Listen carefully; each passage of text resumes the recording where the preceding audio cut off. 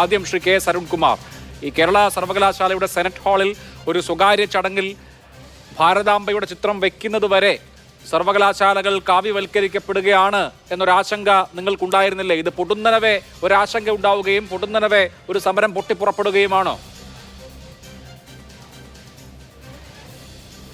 ഇവിടെ കേരളത്തിൻ്റെ വിദ്യാഭ്യാസ മേഖല കാവ്യവൽക്കരിക്കുകയാണ് എന്ന് കൃത്യമായി മുന്നോട്ട് വെച്ചുകൊണ്ട്, ആശയം മുന്നോട്ട് വെച്ചുകൊണ്ട്, നിരവധി ഉദാഹരണങ്ങൾ പറഞ്ഞുകൊണ്ട്, നിരവധി പ്രക്ഷോഭത്തിൻ്റെ പാതയിൽ തന്നെയാണ് SFI. അത് ഏതെങ്കിലും ഒരു പ്രത്യേക സംഭവത്തിൻ്റെ പേരിൽ പൊട്ടിപ്പുറപ്പെട്ടതല്ല. ഇപ്പോൾ നമുക്കറിയാവുന്നതുപോലെ ഈ സർവകലാശാലയുമായി ബന്ധപ്പെട്ടുകൊണ്ട് എലിജിബിലിറ്റി സർട്ടിഫിക്കറ്റ് കിട്ടാത്തതിൻ്റെ ഭാഗമായി 10,000-കണക്കിന് കുട്ടികൾക്കാണ് മറ്റ് സർവകലാശാലകളിലും മറ്റ് സർവകലാശാലകൾക്ക് കീഴിലുള്ള കോളേജുകളിലും അഡ്മിഷൻ തേടാൻ കഴിയാതെ വന്നിരിക്കുന്ന ഒരു സാഹചര്യം. അതുപോലെ തന്നെ ഗവേഷണ വിദ്യാർത്ഥികളുടെ പ്രബന്ധം സമയത്ത് വയ്ക്കുന്നതിന് ഓപ്പൺ ഡിഫൻസ് അടക്കം നടത്താൻ കഴിയാത്തതിൻ്റെ ഭാഗമായി, പ്രീ സബ്മിഷൻ ഓപ്പൺ ഡിഫൻസ് നടത്താൻ കഴിയാത്തതിൻ്റെ ഭാഗമായി 100-കണക്കിന് വിദ്യാർത്ഥികൾ പ്രതിസന്ധിയിലായിരിക്കുകയാണ്. അതുപോലെ തന്നെ 200-300 PhD ഓരോ വർഷവും ഓരോ മാസവും അവാർഡ് ചെയ്തിരുന്നുവെങ്കിൽ ഇപ്പോൾ അതൊരു 10 എണ്ണത്തിലേക്ക് താഴെ വന്നിരിക്കുകയാണ്. അതുപോലെ സർവകലാശാലയുടെ നിർമ്മാണ പ്രവർത്തനങ്ങൾ ആകെ അധംപതിച്ച് നടക്കുന്നില്ല, അധ്യാപകരുടെ പ്രൊമോഷൻ നടക്കുന്നില്ല.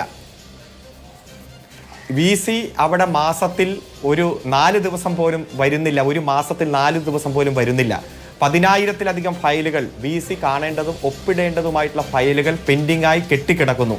ഒരു VC ചെയ്യേണ്ട ചുമതലകൾ, അദ്ദേഹത്തിൻ്റെതായിട്ട് മാത്രം ചെയ്യേണ്ട ചുമതലകൾ നിർവഹിക്കാതെ ഈ സർവകലാശാലകളിൽ വിദ്യാർത്ഥികൾക്കും അധ്യാപകർക്കും നിരന്തരം പ്രതിസന്ധി ഉണ്ടാക്കിക്കൊണ്ടിരിക്കുന്നു. കേരളം ഇടതുപക്ഷ ജനാധിപത്യ മുന്നണി ഭരിക്കുന്നു. VC-യുമായി ബന്ധപ്പെട്ടുകൊണ്ടുള്ള നിയമനം, മറ്റു കാര്യങ്ങൾ, അതിൻ്റെ സംഘർഷം കാര്യങ്ങളൊക്കെ നമ്മുടെ മുന്നിലുണ്ട്. അദ്ദേഹത്തിൻ്റെ യോഗ്യതയുമായി ബന്ധപ്പെട്ടുകൊണ്ട് ഹൈക്കോടതി പറഞ്ഞ വിധിന്യായം നമ്മുടെ മുന്നിലുണ്ട്. അദ്ദേഹത്തിൻ്റെ ഒരു യോഗ്യതയുമില്ലാത്ത ആളാണ് അദ്ദേഹമെന്ന് ഹൈക്കോടതി കണ്ടെത്തിയിട്ടും തുടരാൻ അനുവദിച്ച ഒരു സാഹചര്യമെല്ലാം നിലനിൽക്കുമ്പോൾ ഇവിടെ മൊത്തം പ്രശ്നമാണ്. കുട്ടികൾക്ക് തുടർ പഠനം നടത്താൻ കഴിയുന്നില്ല, സർവകലാശാലയിൽ യാതൊരുവിധ അനുബന്ധ പ്രവർത്തനം നടക്കുന്നില്ല, നിർമ്മാണ പ്രവർത്തനം നടക്കുന്നില്ല, സെമിനാറുകൾ നടക്കുന്നില്ല, അധ്യാപകരുടെ പ്രൊമോഷൻ നടക്കുന്നില്ല.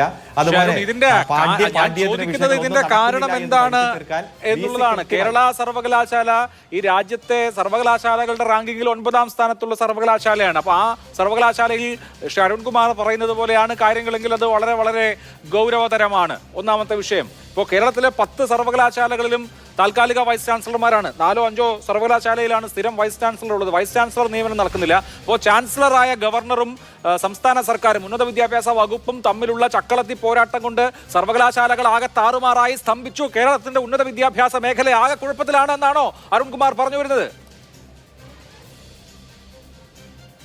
അല്ല, നിങ്ങൾ ഇടക്കേറി ഇങ്ങനെ ചോദ്യം ചോദിച്ചാൽ ഞാൻ പറഞ്ഞ് അവസാനിപ്പിക്കട്ടെ.